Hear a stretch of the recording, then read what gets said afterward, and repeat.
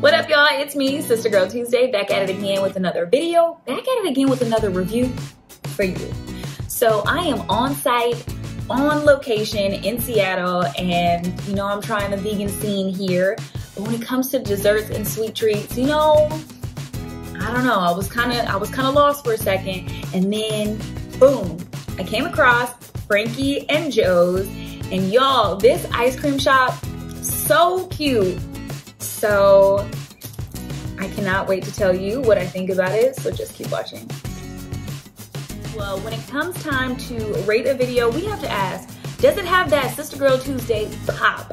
And if you're new here, POP stands for P, presentation and plating, O is for optics, and the last P is for price and punch. So presentation and plating, kind of hard to fail on this, so you can choose between a cup or a cone. I got a cone.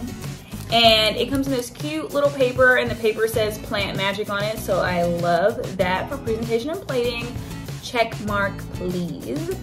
When it comes to optics, love. So the street that this place is on is kind of dark, but the ice cream shop itself is really bright. It has a great color, it's inviting, it's warm.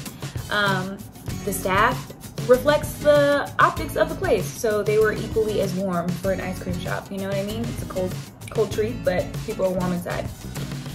Lastly, it comes to price and punch, so let's just go ahead and talk about punch. Let's talk about these flavors. First of all, I feel like they're really rich, and plant-based ice cream can sometimes come off a little frosty and icy instead of creamy, and that's not the case here.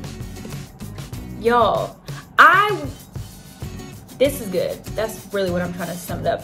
Both of the flavors that I got together in this cone mixed together even work well. So it's one thing when the flavors can stand alone, but do they work good in combination? And they do.